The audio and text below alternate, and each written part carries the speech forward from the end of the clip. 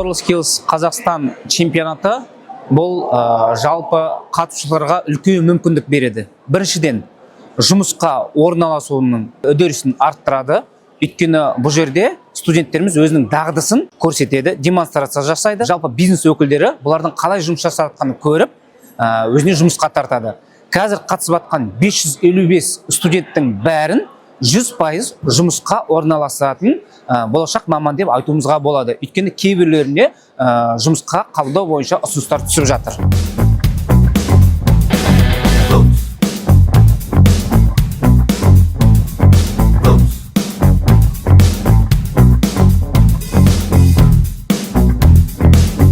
В этом году участвую первый раз. Честно говоря, было трудно ассоциировать то, что я вот пройду республику, но как сюда мы пришли, вот уже третий день окончания, но задания были не такие уж тяжелые, но надеюсь, удачи всем.